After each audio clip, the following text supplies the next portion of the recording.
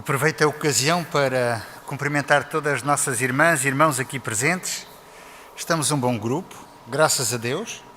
Estamos em liberdade, o que é muito bom, mas também sabemos que há um bom grupo de irmãs e irmãos que nos seguem através dos meios sociais que agora nós temos de comunicação e estamos felizes porque os temos em ligação connosco. Deus nos abençoe, Deus nos guarde. E hoje parece um dia um pouco atípico no que me diz respeito. Com dois pastores presentes no nosso salão e com um irmão que vem de fora e que costuma trazer-nos sempre tão boas comunicações, porque terei sido eu escolhido para vir aqui. No entanto, aproveito a oportunidade para cumprimentar todos mais uma vez nesta época especial. E a Flávia deu o toque inicial para aquilo que eu gostaria que nós todos percebêssemos um pouco mais, por que razão um dia Jesus veio cá. Sabemos todos nós que, em termos de calendário, Natal surge exatamente uma semana antes do fim do ano. E nós estamos já a viver o período pós-Natal, a seguir ao Natal. E a razão do Natal foi o que disse a música cantada pela Flávia. Nós somos a razão pela qual Jesus um dia veio a este mundo. Nós, quem? Nós, seres humanos. Cada um de nós. E graças a Deus que Ele um dia se lembrou, ou isto já estava tudo previsto, claro, se lembrou em vir até nós para nos salvar. Cumpriu assim Jesus toda a amplitude da sua missão. Criador e agora como Redentor veio buscar cada um de nós. Este motivo principal da celebração de Natal não deveria nunca ser esquecido, não apenas nesta época, mas diariamente. Todos os dias. Todos os dias. Mas o segundo motivo pelo qual Jesus veio a este mundo, que é a nossa redenção, o buscar-nos, isto é apenas para ser entendido na eternidade, quando percebermos melhor, como nós estudámos ao longo da lição, e aproveito para agradecer ao nosso irmão Filipe Cerejo a forma tão boa com que recapitulou a lição, este propósito nós vamos perceber na eternidade um pouquinho melhor. Mas justificar porque Jesus morreu por cada um de nós, só há uma palavra que pode justificar. Porque nos amou. São João 3,16 é o verso áureo da Bíblia que diz: porque Deus amou. Amou, mas continua a amar o mundo de tal maneira que ofereceu o seu Filho para que cada um de nós que nele crê não morra, mas possa viver. E voltamos à palavra-chave, a dupla palavra-chave da nossa lição, a vida eterna, viver esta vida eterna. Este é o propósito de Deus. E eu queria convidar-nos hoje a refletirmos um bocadinho qual pode ser o nosso papel. E gostaria que fosse uma mensagem pessoal. Eu não estou a falar para vós, estou a falar para mim. Qual é a mensagem de Deus num novo ano que se aproxima? Temos todos que tomar decisões. E temos menos tempo para tomar decisões. Temos menos um ano para tomar decisões da nossa vida. Cada ano que passa é menos um na esperança de vida de cada um de nós. A ciência diz que a esperança de vida nos homens ronda os 80 anos e nas senhoras 84 anos. Esta é o que diz a ciência. E o salmista diz que a nossa esperança de vida são 70 anos. Mas alguns, pela sua robustez, conseguem chegar aos 80. Mas ele diz que este intervalo de 70 a 80 são enfado e canseira. E hoje em dia até chegarmos aos tais 80 anos de vida, de esperança de vida, já é um enfado e uma canseira. A minha mais pequenina, que tem 8 meses, doentinha, agora nesta época do ano, é quando nós estamos todos muito mais fragilizados, ela não tem culpa disso. Não escolheu vir cá, no entanto, coitadinha, sofre como qualquer ser humano. Esta é o tal enfado e canseiro devido a quê? Ao pecado. No entanto, o apóstolo Paulo, e hoje vamos fundamentar muito o nosso estudo sobre o que diz o apóstolo Paulo acerca disso. O apóstolo Paulo diz em em Filipenses capítulo 1, versículo 6. Filipenses capítulo 1, versículo 6. Já chegaremos a Timóteo também. Ele diz o seguinte: tendo por certo isto mesmo, que aquele que em vós começou a boa obra, a aperfeiçoará até ao dia de Cristo Jesus. O que é que ele quer dizer, pelo menos no entendimento que eu tenho em relação ao estudo que gostaria de fazer convosco? Isto é um processo de preparação. E é um processo de preparação contínuo, que terminará apenas todo este processo de preparação quando Jesus regressar de novo. Mas quando é que Jesus regressa? Para aqueles que perdem a vida, esta tal esperança de vida que nós temos nesta terra, é esse o momento. Jesus regressou nesse momento. Quem nos garante que esse momento vai ser aos 80 anos, aos 84, aos 90, aos 100 e... Quem é que nos garante? Ninguém tem essa garantia. Todos nós sentimos muito a morte de um jovem. Naturalmente, um filho não deve falecer antes dos pais. E sempre que isso acontece, é uma violência brutal que eu não consigo imaginar. Para esses pais, para os avós. E uma das frases mais repetidas por esses avós é: mas porquê que não fui eu antes dele? Deus tem um propósito com a morte: acabar com este sofrimento neste mundo. Acabar já o sofrimento que vai nos esperar até que Jesus volte outra vez. No entanto, ninguém consegue saber que dia é esse, mas este aperfeiçoamento vai até à vinda de Jesus. Portanto, já agora, cada um de nós tem que começar este aperfeiçoamento. Não estamos à espera que Jesus volte para então me aperfeiçoar. É agora. No dia que se chama hoje. Não é o dia de amanhã, mas já deveríamos ter começado no dia de ontem. Todo este processo de aperfeiçoamento. Há um texto muito interessante, voltamos ao apóstolo Paulo, mas agora no livro de Romanos, no livro que ele escreveu aos Romanos, no capítulo 7, são vários versículos que vamos ler, a partir do versículo 18 e até o versículo 21.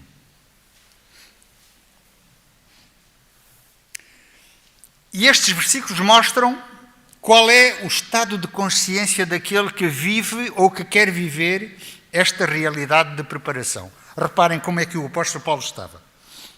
18 a 21. Eu sei que em mim, isto é, na minha carne, não habita bem algum.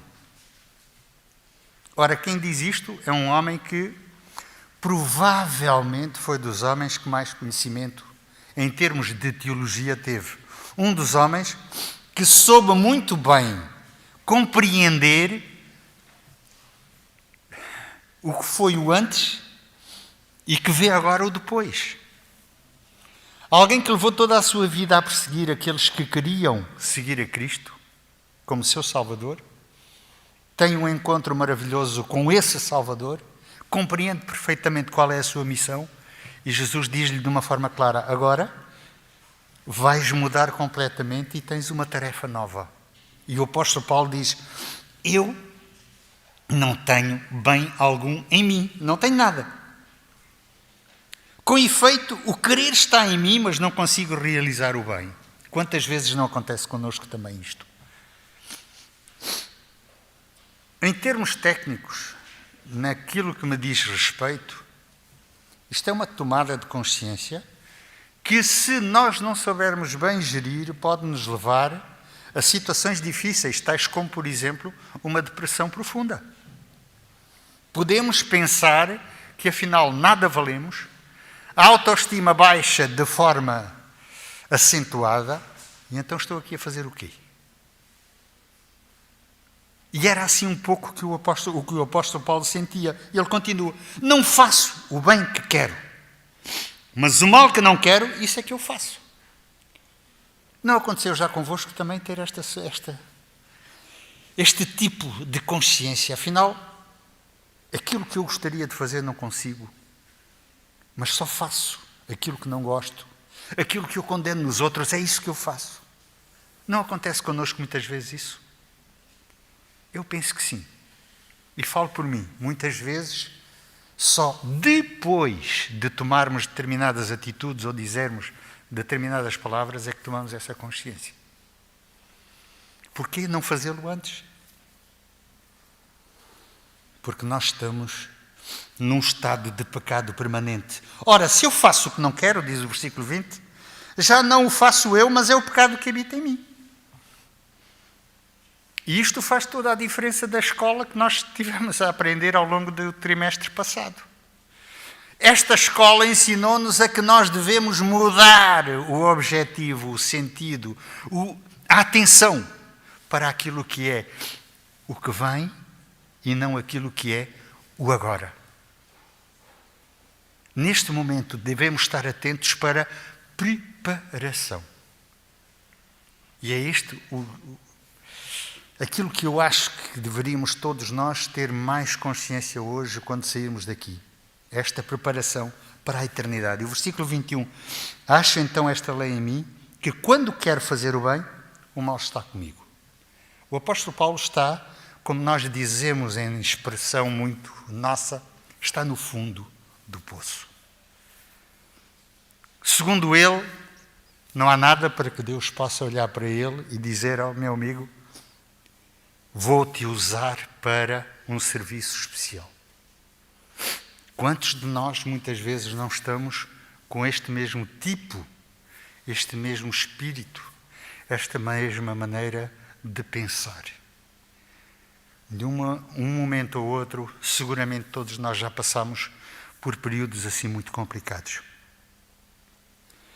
E ele diz mais, um bocadinho mais à frente, no versículo 24, ainda: miserável homem que eu sou, quem me livrará do corpo desta morte? Este é quase o tocar no fundo.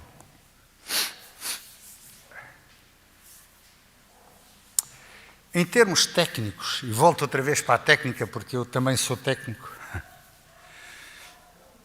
há dois tipos de dependências que são muito difíceis de se tratar. Falamos muitas vezes do tabaco, que destrói muito a nossa condição humana, como estamos aqui, mas até certo ponto é mais fácil alguém deixar de fumar, eu digo sempre, até certo ponto, porque é muito condicional, do que dependência de drogas ditas duras, e do álcool. Em termos técnicos, é mais complicado tratar uma dependência de drogas ditas duras, e do álcool. Também é possível.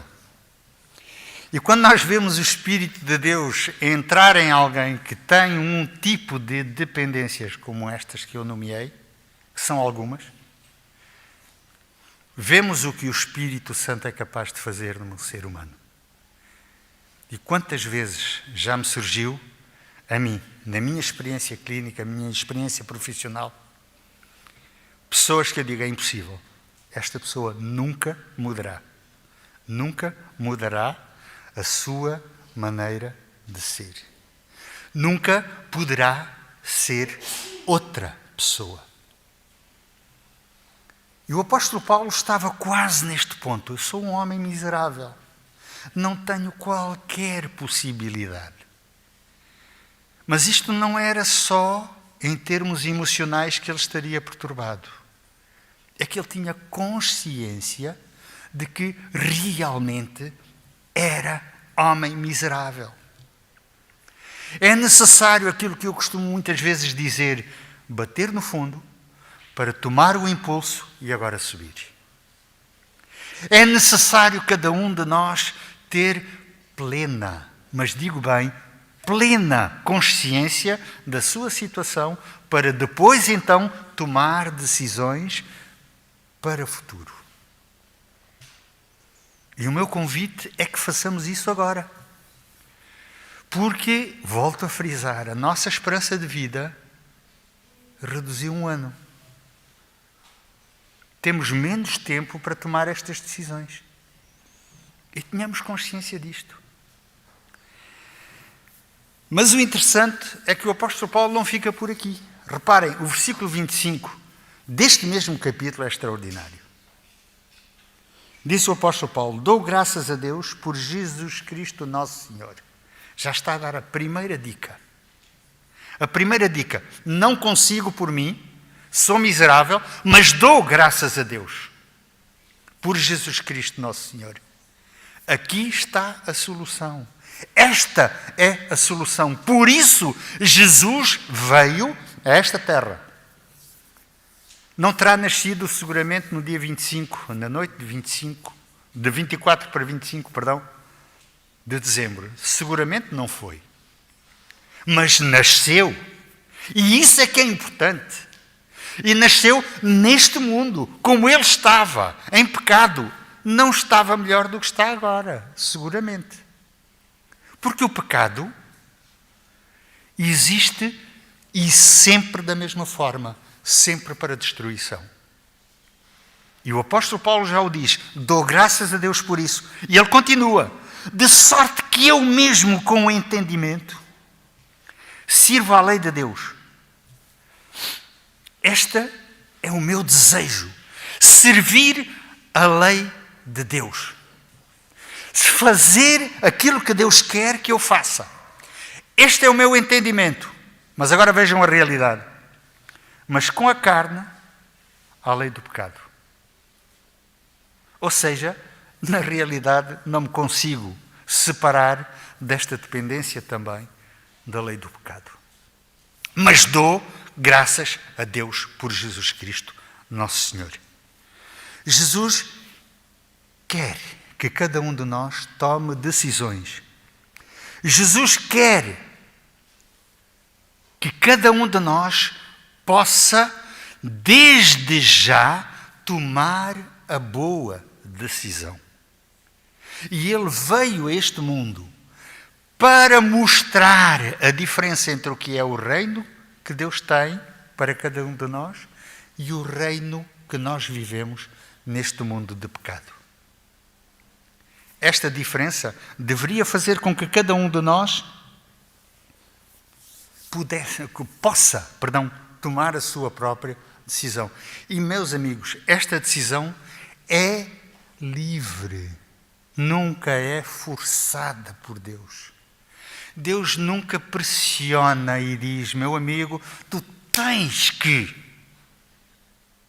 Mas Deus sempre nos dá alternativa, desde o princípio. Quando da criação, tudo perfeito, imagino Adão e Eva no meio daquele paraíso, que é mesmo só imaginação, não é? O verso áureo da lição dizia que não sobe aqui à nossa mente, quanto mais agora poder falar sobre isso. Imaginamos. Mas deu a possibilidade ao ser humano de ter alternativa.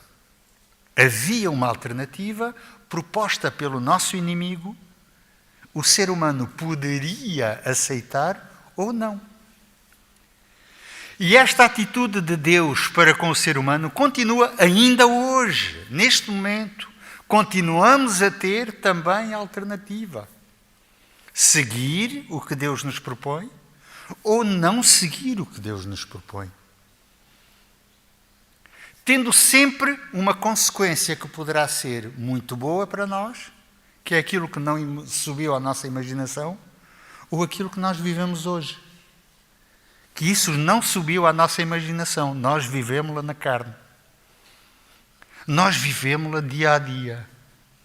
De quando em quando o nosso telefone toca e é alguém dizendo, sabes, lembras-te? Sim, acabou. Acabou como? Mas isso é uma surpresa, pois é surpresa para todos. Por isso é que nós temos que tomar a decisão quando? Agora. Hoje. Temos um ano novo? Sim, graças a Deus por isso. O que devemos fazer neste ano novo? Tomar a decisão por Cristo. Então dar graças a Deus e mais, como diz a segunda parte, entender a lei de Deus, servir essa lei e procurar, com aquilo que nos é possível, afastar da lei do pecado. É fácil? Não creio. Não é, seguramente. Seria muito mais fácil se não houvesse a segunda lei, a lei do pecado. Teríamos uma só alternativa, pronto, tudo bem. Mas temos a segunda alternativa que nos pode levar à separação eterna daquele que veio a este mundo para morrer por cada um de nós. Aquele hino dos arautos do rei, que feridas são essas nas tuas mãos, que diz o refrão? São feridas feitas em casa dos amigos meus. Essas marcas que Jesus terá e que estarão presentes sempre, os anjos não conseguem perceber. Porque não optaram pela segunda hipótese. Mas nós entenderemos muito bem. E o convite de Jesus a cada um de nós é exatamente isto. É que cada um de nós possa ver essas feridas e pensar, é graças a elas que nós estamos aqui. Agora vejamos um pouco a atitude de Deus em relação a este mundo, em relação à nossa atitude agora. Será que vou carregar eternamente este peso do pecado em mim?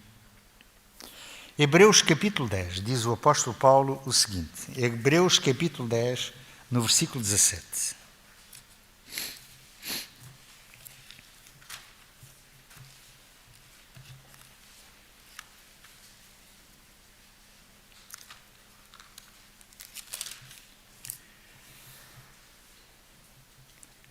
Jamais me lembrarei dos seus pecados e das suas iniquidades.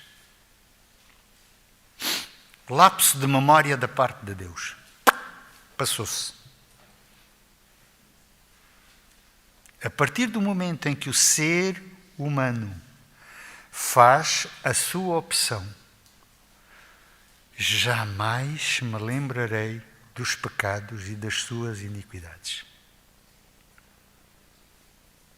Compreendemos isto? Não acredito. Não acredito que possamos compreender isto de uma forma real. Mas conseguimos perceber bem se nós formos ao verso áureo da Bíblia. É que Deus amou o mundo. Amou cada um de nós de tal maneira que apaga tudo quanto está para trás. Este Cristo, Jesus Cristo, que veio morrer por cada um de nós, apaga o nosso passado e diz, meu amigo, temos um novo plano a aplicar na tua vida, uma nova história a escrever na tua vida. Vamos escrevê-la. Apagamos o resto e vamos escrevê-la. Jesus não quer mais. Não quer mais que nós possamos voltar àquilo que foi o passado. Há outro texto também bastante semelhante em Filipenses capítulo 3. Filipenses capítulo 3, nos versículos 13 e 14.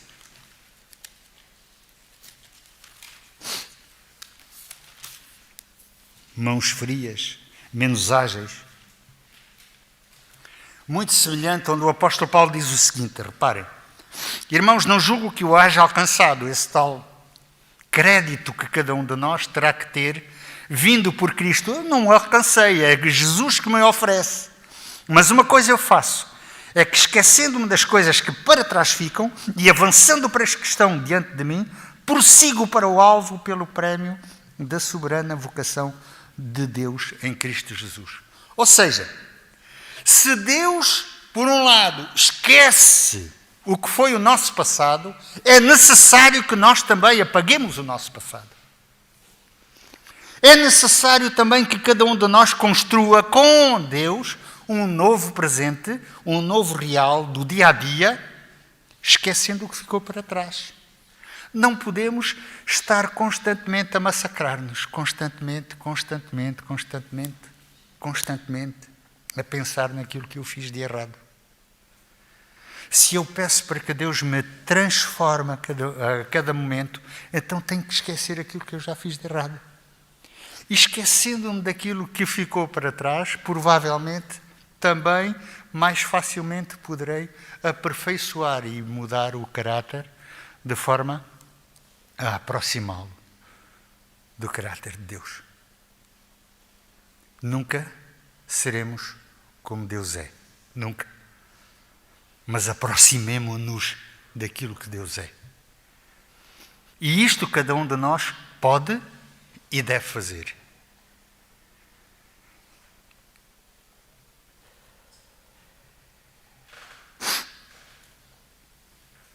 Fácil?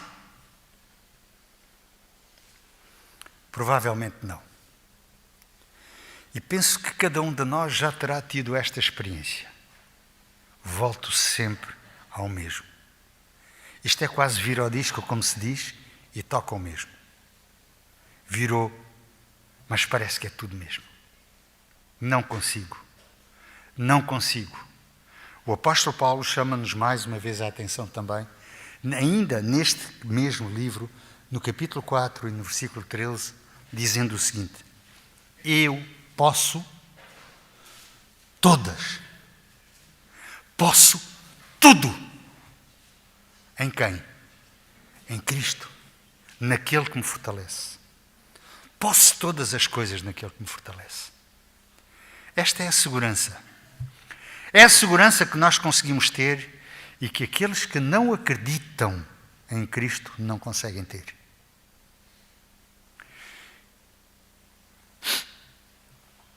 Eu não consigo muitas vezes conceber de certas coisas, porque vou precisar da eternidade para aprender muito, realmente.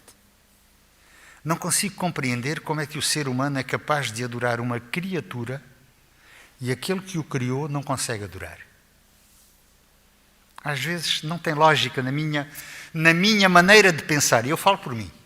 Não tem lógica como é que alguém consegue adorar a criatura e esquecer-se do Criador. Quem melhor conhece a criatura? Aquele que o cria. É, eu diria para mim, óbvio. Ok? Isto é muito complicado. Agora, se eu acreditar no meu Criador, aquele que me formou, aquele que um dia, com as suas mãos, moldou o ser humano, aquele que faz uma cirurgia plástica reconstrutiva, a partir de uma costela, construiu um ser humano. E não deixou buraco no ser humano, de onde tirou. Aquele que pega em barro e começa a moldar, melhor do que ninguém, sabe o que é que ele fez. Ora, se ele consegue fazer a primeira vez, provavelmente pode fazer uma segunda vez. Não terá memória curta, de forma a que tudo se desvanece e agora tem que pensar de novo como fazer. Este Criador diz: entrega o teu caminho a mim, e o que é que eu faço? Tudo novo. Tudo de novo. Mas isto passa sempre, volto a frisar mais uma vez, pela nossa opção de aceitar esse caminho, de aceitar essa entrega, de querer que Jesus faça em nós um ser novo. Para depois chegarmos também à mesma conclusão que o apóstolo Paulo nos apresenta em 2 Timóteo. Este é um dos versículos que eu mais amo, digamos. Eu gosto de toda a Bíblia, mas gosto tanto destes 2 versículos, onde o apóstolo Paulo dá um testemunho pessoal. E quem me dera a mim poder um dia ter o mesmo testemunho. 2 Timóteo, capítulo 4, versículos 7 e 8. Este versículo também é muito conhecido, mas pensar muito nele provavelmente vai nos ajudar também a cada um de nós a poder prosseguir para este objetivo que é estar um dia eternamente com Deus. Ele diz: combati o bom combate. Acabei a carreira e guardei a fé. Fiz aquilo que deveria fazer. Tomei a minha opção. Decidi-me desta forma. E agora dá o resultado. Desde agora, a coroa de justiça me está guardada, a qual o Senhor justo juiz me dará naquele dia. O apóstolo Paulo é que afirma isso. Mas o interessante disto é que ele diz: não somente a mim, mas também a todos aqueles que amarem a sua vinda. Não é por acaso, eu volto a afirmar o que já disse uma vez, que Jesus morreu de braços abertos. É a melhor forma de abraçar todo e qualquer que queira ser abraçado. Jesus quer-nos a todos na eternidade. Não quer ninguém de fora. Todos nós somos candidatos ao céu. Todos. E esta ida para o céu só depende de nós. De Jesus já não depende. Ele já fez tudo o que tinha a fazer. Temos um novo ano. Um novo ano onde deveríamos aplicar o conselho de Jesus em São Mateus, capítulo 6, versículo 33. Um versículo também muito conhecido, muito falado, mas que dá a sequência da nossa atitude. Buscai primeiro. Buscar primeiro. Ou seja, pôr como alvo principal o reino de Deus e a sua justiça. E o resto vem por arrasto. O resto vai ser acrescentado. Mas buscar primeiro. Que prioridades temos nós para o novo ano? Apenas o dia-a-dia, o ganha-pão, o pão de cada dia? Não é mau. Devemos continuar a fazê-lo. Não conseguimos sobreviver neste mundo sem isso. Apenas o eu também é necessário. Mas, em primeiro lugar, procurar, buscar o reino de Deus e a sua justiça. Esse reino em nós será visto pelos outros também. A mudança que cada um de nós pode apresentar no nosso dia-a-dia seguramente pode ser observado pelos outros. E alguns poderão perguntar: olha lá, mas no meio desta confusão toda, no meio desta complicação toda de vida, por que é que tu ainda sorris? Como é que tu consegues ainda dar glória a Deus. Qual é a razão? É porque eu sei que este meu Redentor vive e que um dia vou poder estar com Ele. E Ele quer que cada um de nós possa estar com Ele. Meus irmãos, temos menos um ano para pensar nisto. Pensemos muito seriamente no que vai ser a nossa opção neste novo ano. E se um dia na eternidade pudermos ver muitos daqueles que nos contactam e que vemos uma vez e nunca mais ouvimos falar, e um dia vê-los na eternidade, ai que surpresa! Surpresa tão boa. Teremos seguramente muitas surpresas destas na eternidade. Seguramente vamos ver muitas pessoas que diríamos, impossível. Este aqui, como é que é possível? Sim, tomou a sua opção também. Também buscou primeiro o reino de Deus. Também se preparou para o reencontro com Cristo. Temos menos tempo para nos prepararmos para o reencontro com Cristo. Vamos usar este tempo não para nosso benefício apenas, mas também para satisfazer o nosso Cristo, o nosso Jesus, que morreu um dia por nós, na cruz do Calvário. E graças à sua ressurreição, cada um de nós tem acesso também à vida eterna. Deus nos acompanhe e peço a Deus que este novo ano possa ser um ano de decisões por Cristo e que na eternidade possamos continuar a relembrar tudo quanto Deus tem feito por nós já neste mundo. É a minha oração.